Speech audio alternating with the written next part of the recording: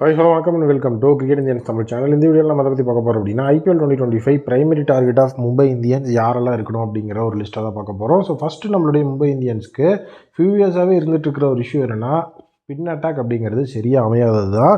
பியூஷ் சாவ்லா இருந்தப்போ கூட பியூஷ் சாவ்லா ஒருத்தரை நம்பி தான் அந்த ஸ்பின் அட்டாக் அப்படிங்கிறது இருந்தது. பட் ஒரு ஸ்பின் அட்டாக் அப்படிங்கிறது கண்டிப்பாக பிரைமரியாக 2 பேர் வேணும். ஒருத்தர் ஒரு 2லேருந்து போடும்போது இன்னொருத்தர் ஒரு 2லேருந்து போட்டு சப்போர்ட் பண்ணுறதுக்கு. அந்த ஸ்பின் அட்டாக் அப்படிங்கிற வீக்னஸை சரி பண்ணுறதுக்கு இந்த தடவை வனிண்டோ சரங்காவை எடுத்தால் கரெக்டாக இருக்கும். ஏன்னா வனிண்டோ சரங்காவை பொறுத்த வரைக்கும் அவரோட ஸ்பின் பவுலிங்கை வச்சு நமக்கு கேமை மாற்றி கொடுக்குறதோட மட்டும் இல்லாமல் நமக்கு பேட்டிங்லேயும் அசிஸ்ட் பண்ணி கொடுப்பாரு. ஒரு நல்ல ஒரு நீட்டான ஆல்ரவுண்டர் அப்படிங்கிற அந்த ஒரு க்ரைட்டீரியாவும் கேப்பபிலிட்டியும் வனிண்டோ சரங்கா கிட்ட இருக்குது. ஸோ கண்டிப்பாக அவரை எடுத்தோம் அப்படின்னாலே நம்மளுடைய ஸ்பின் வீக்னஸை சரி பண்ணுறதுக்கு 50% நம்ம உள்ள முயற்சி பண்ணிட்டோம் அப்படிங்கிற அர்த்தம்.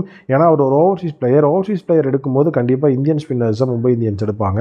அந்த இந்தியன் ஸ்பின்னரை வனிண்டோ சரங்காவோட ஸ்பேரிங்கில் விட்டு ஒரு ரெண்டு வனிண்டோ சரங்கா இன்னொரு இன்னொரு இந்தியன் ஸ்பின்னரை எடுக்கும்போது கண்டிப்பாக நம்ம மும்பை இந்தியன்ஸ் வேறு லெவலில் ஸ்ட்ராங் ஆகிறதுக்கான வாய்ப்புகள் ரொம்ப ஹெவியாக இருக்குது. ஸ்பின் அட்டாக் வீக்னஸை ஃபஸ்ட்டு சரி பண்ணுறதுக்கான சான்சஸ் நம்ம எடுத்துகிட்டு வரணும். நெக்ஸ்ட்டு நம்மளுடைய தீபக் சகர். ஸோ தீபக் சகரை பொறுத்த வரைக்கும் அந்த ஒரு பேஸ் அட்டாக் அப்படிங்கிறதுக்கு பும்ராவோட அசிஸ்ட் பண்ணுறதுக்கு ஒருத்தர் வேணும்.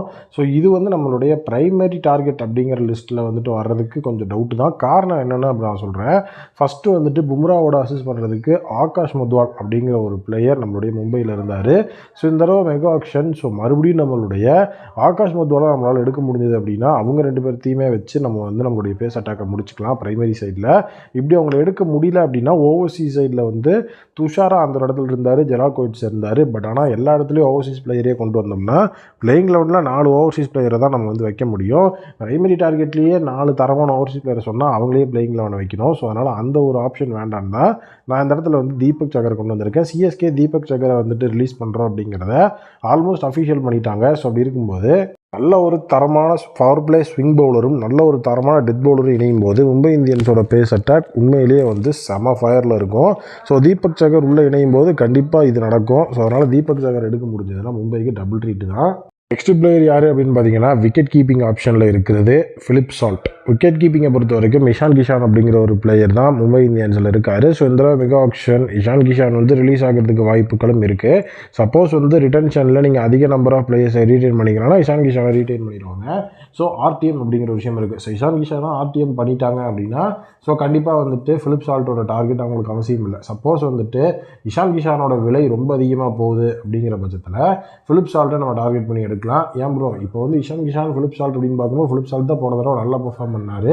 அவருக்கும் இஷான் கிஷானோட அதிகமாக பிட்டிங் வரும்னு நீங்கள் நினைக்கலாம்.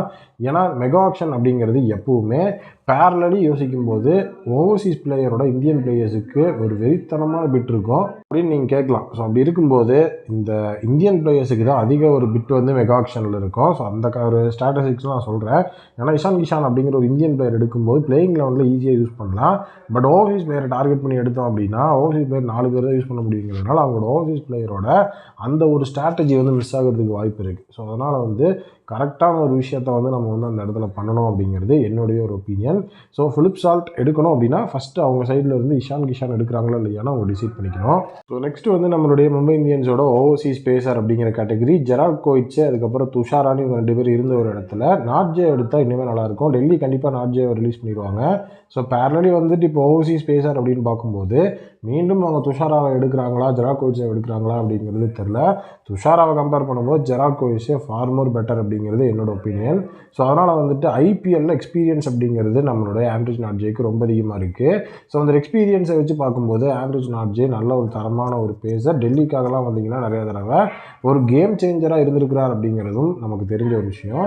ஸோ அதனால் மும்பை இந்தியன்ஸில் நம்மளுடைய ஆண்ட்ரிச் நாட்ஜே ஒரு தரமான பிளேயர் அப்படிங்கிற அந்த ஒரு சிச்சுவேஷனில் இருக்கிறதுனால ஸோ கண்டிப்பாக மும்பை இந்தியன்ஸ் அவரை எடுக்கலாம். எப்படி பார்த்தாலும் ஓவர்சீஸ் பேசர் அப்படின்னு வரும்போது ஸோ ஒரு நீட்டான ஒரு பிளேயர் நமக்கு வேணும். ஜாஸ் ஹேசல்வுட்டும் இந்த ஒரு இடத்துல இருக்கிறாரு. பட் ஆனால் ஜாஸ் ஹேசல்வுட்க்கு ஒரு மிகப்பெரிய லெவலில் பிட்டிங் அப்படிங்கிறது இருக்கும். ஸோ அந்த ஒரு பிட்டிங் அப்படிங்கிறத தாண்டி தான் நம்ம எடுத்தாகணும். இப்போது ஆண்ட்ரிச் நாட்ஜே கம்பேரபிலிட்டி அப்படிங்கிறதும் கொஞ்சம் ஒரு மிகப்பெரிய மித்தாக தான் போயிட்டுருக்கு. ஸோ அதனால் ஆண்ட்ரிச் நாட்ஜே மும்பை இந்தியன்ஸுக்கு இனிமேல் கொஞ்சம் அது ஒத்தி பிட்டாக இருக்கும். ஏஜ் ஃபேக்டர் அப்படிங்கிறதெல்லாம் இங்கே ஒரு பேசருக்கு நம்ம கன்சிடர் பண்ண தேவையில்லை அப்படிங்கிறத ஒப்பீனியன். நெக்ஸ்ட்டு பார்த்தீங்கன்னா இந்த டிம் டேவிட்னு ஒரு பிளேயர் ஒருத்தர் அங்கே இருக்கிறாரு மும்பை இந்தியன்ஸில். அதே டிம் டேவிட் இப்போ ஆஸ்திரேலியா வர்சஸ் இங்கிலாந்து மோதிர T20 சீரீஸில் ஆடிட்டு இருக்காரு. ஸோ தலைவனை பொறுத்த வரைக்கும் டக் அவுட் ஒரு ரன் அப்படின்னு சொல்லி கொஞ்சம் கொஞ்சமாக முன்னேறிட்டு இருக்கிறாரு. அவரோட இடத்துல தயவு செஞ்சு ஒரு ஹெட்மேயர் மாதிரியான ஒரு பியூர் ஃபினிஷர் பேட்ஸ்மேனையே எடுத்துகிட்டு போயிடலாம் போல. ஆல்ரவுண்டர் அப்படிங்கிற ஒரு க்ரைட்டீரியாவில் தான் பொலார்டோட இடத்துல எடுத்தாங்க. ஸோ எனக்கு டோட்டலாகவே ஒன்று புரியவே இல்லை. நானும் வெயிட் பண்ணிட்டே இருப்பேன். டிம் டேவிட் இன்னைக்கு அடிப்பார் நாளைக்கு அடிப்பார், சேனலில் போயிட்டு டிம் டேவிட் கொளுத்திட்டாரா அப்படிங்கிற மாதிரி அப்டேட் கொடுக்கலான்னு. ஸோ இன்னும் அது நடந்த பாடு இல்லை. ஸோ இன்டர்நேஷ்னல் டீமுக்கும் சரி ஃப்ரான்ச்சைஸுக்கும் சரி. ஸோ அதனால் கண்டிப்பாக இப்போது டிம் டேவிட்டை பேக் பண்ண வேண்டாம் அப்படிங்கிறது என்னுடைய ஒரு ப்ரைமரி ஒப்பீனியனாகவே இருக்குது. ஸோ ஆனால் அவர் இடத்துல ஒரு ஹெட்மேயர் எடுத்தால் கூட அவரு கூட நீட்டாக மேட்சஸை முடிச்சு கொடுப்பாரு, ஒரு ஃபினிஷர் மாதிரி. இப்போ அவரை எப்படி யூஸ் பண்ணுறாங்கன்னா ஒரு ஃப்ளோட்டர் மாதிரி யூஸ் பண்ணிட்டு இருக்காங்க. பட் நம்ம ப்ரைமரியாக பார்த்திங்கன்னா ஃபினிஷர் அவருக்கு இந்த ரோல் தான் அப்படின்னு செட் பண்ணி கொடுத்துட்டு நீங்கள் இதை தான் பண்ணணும், உங்களோட ரோல் இது தான், நீங்கள் வந்தோடனே அடிக்க ஆரம்பிக்கணும் அப்படிங்கிற மாதிரி ஏதாவது விஷயத்த சொன்னோன்னா இனிமேல் ரொம்ப எஃபெக்டிவாக நம்மளுடைய ஹெட்மேயர் ஆடுறதுக்கு வாய்ப்பு இருக்குது. வெஸ்ட் இண்டீஸ்க்காகவும் நிறைய இடத்துல மேட்சஸ் முடிச்சு கொடுத்துருக்கிறார் அப்படிங்கிற விஷயமும் இந்த இடத்துல நமக்கு தெரியும். ஸோ அதனால் ஹெட்மேயர் எடுக்கிறதும் நல்ல ஒரு விஷயமாக தான் எனக்கு படுது. ஸோ நான் இவங்க ப்ரைமரி சைடில் அந்த ஒரு டார்கெட் அப்படிங்கிறதுல வைக்கிறேன். ஸோ உங்களுடைய ஒப்பீனியனில் நீங்கள் மும்பை இந்தியன்ஸ் யாரெல்லாம் எடுத்தால் நல்லாயிருக்கும்னு நினைக்கிறீங்க அப்படிங்கிறத கமெண்ட் செக்ஷனில் மறக்காம கமெண்ட் பண்ணுங்கள். ஸோ மீண்டும் ஒரு புதிய வீடியோ மீட் பண்ணுறேன். உங்களுக்கு விடைபெறுவது cricket Indians Tamil admin. Thank you, take care, bye bye.